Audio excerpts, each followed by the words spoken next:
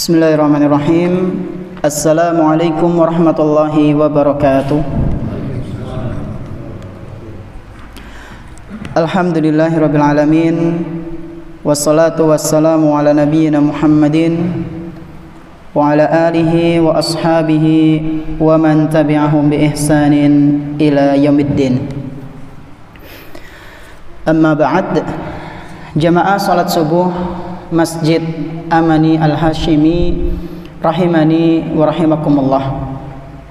Insyaallah pada kesempatan pagi yang berbahagia kali ini kita akan melanjutkan pembahasan buku Taqwa, Jalan Menuju Sukses Abadi, salah satu karya tulis dari Al-Ustadz Yazid bin Abdul Qadir Jawas rahimahullahu ta'ala. Dan kita kemarin sudah membahas tentang kiat yang pertama, cara yang pertama agar kita bisa meraih ketakwaan, yaitu dengan apa, Pak Bu? Kemarin yang kita bahas dengan apa? Belajar ilmu agama. Bagaimana supaya kita mendapatkan ketakwaan, meraih ketakwaan, yaitu dengan rajin-rajin menghadiri majelis ilmu. Kenapa harus seperti itu? Karena dengan belajar kita akan tahu mana yang haram, mana yang halal, mana itu yang wajib, sunnah, makruh, ya, yang dilarang, yang diperintahkan. Kita akan tahu itu, yaitu dengan cara belajar. Nah, sekarang kita akan masuk ke kiat yang kedua.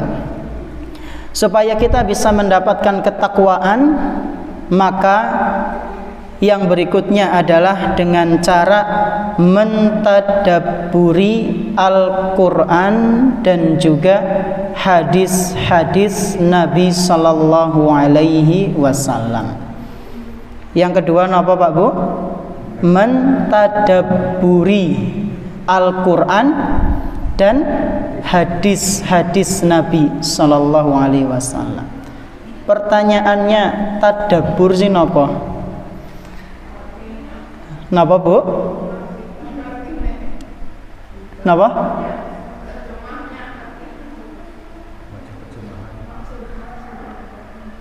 Artinya gimana? Nun saya kurang jelas. Napa Bapak ini ki? Bapak wonten sing paham atau ada yang pernah mendengar makna atau arti lah, ya nggak apa-apa. Tadabbur niku napa? Panjenengan sering dengarkan tadabbur alam, ya. Tadabbur niku napa? Napa Pak? Mempelajari, nggih. Ada jawaban lain? Betul, mempelajari. Napa malih? Menjelaskan. Ya. Tadabbur yang mencakup itu, mempelajari, kemudian setelah itu mengambil pelajaran, ya, menjelaskan apa yang kita lihat. Nah, sebagian ahli bahasa mengatakan, Pak Bu, tadabbur itu adalah mengamati sesuatu dengan seksama dan mendalam. Itulah tadabbur. Mengamati sesuatu, ya, memikirkan sesuatu dengan seksama dan mendalam. Seksama sih napa? Teliti nggih. Jadi mentadabburi Al-Qur'an dan hadis Nabi sallallahu alaihi wasallam berarti meneliti dengan sangat mendalam, dengan sangat fokus, tidak hanya baca sambil lewat. Kenapa kok Allah Subhanahu wa taala mengatakan fawailul lil musallin? Celakalah orang-orang yang salat. Kita mentadabburinya dengan baca tafsirnya, terjemahannya, ayatnya secara utuh. Ternyata yang celaka itu adalah alladzina hum an salatihim sahun, yang salatnya itu lalai, ya. Di antara lalai apa? Nah, ini namanya tadabbur. Lalai di situ maksudnya adalah dia meremehkan salat, sampai penghujung waktu hampir rampung nembe salat. Ya, salat asar pas lagi as-salatu wassalamu alaihi. Wis arep maghrib arep buka nembe asar kowe. Ini sahun dalam salat.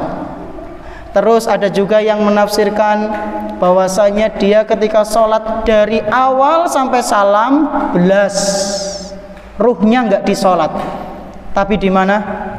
Nang pasar mungkin, atau di jalan, atau ngerti-ngerti kemutan miki ayamnya wis pada bali urung ya, atau kemutan tadi kira-kira istri saya masak apa ya untuk buka nanti.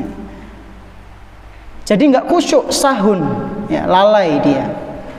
Dan macam-macam tafsir yang lain itu kita mentadaburinya. Begitu pula dengan hadis Nabi Sallallahu Alaihi Wasallam. Kita juga harus mentadaburinya supaya kita mendapatkan ketakwaan dari Allah Subhanahu Wa Taala. Nah, jamaah rahimani wa rahimakumullah, kenapa kok harus Al-Quran dan hadis? Jawabannya adalah karena Al-Quran dan hadis itu merupakan sumber paling utama, pegangan bagi kaum muslimin. Allah Subhanahu wa taala berfirman dalam Al-Qur'an, "Tanaza'tum fi syai'in farudduhu ilallahi war rasul in kuntum tu'minuna billah." Wahai orang-orang yang beriman, apabila kalian itu berselisih paham, maka kembalikanlah kepada Allah dan Rasulnya. Maksudnya apa? Al-Quran dan Sunnah dijadikan sebagai sumber rujukan, ya. In kuntum tu'minuna billah, apabila kalian itu adalah orang-orang yang memang beriman kepada Allah Subhanahu wa ta'ala. Jadi kenapa kok kita harus Al-Quran dan Sunnah? Karena itu termasuk sumber rujukan utama yang dipegang oleh kaum muslimin.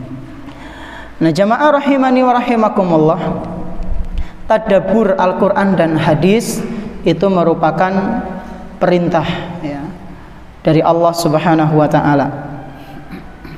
Bahkan saking pentingnya mentadabburi Al-Quran, Pak Bu, Allah Subhanahu wa ta'ala sampai menyindir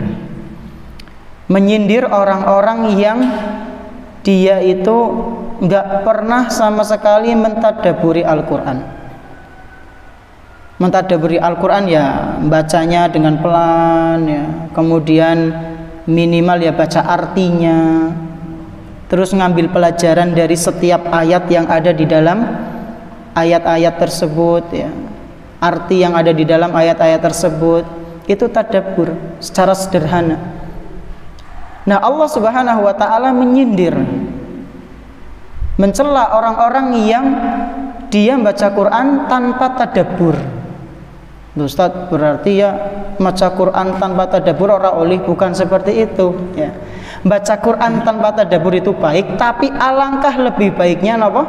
Dengan tadabbur.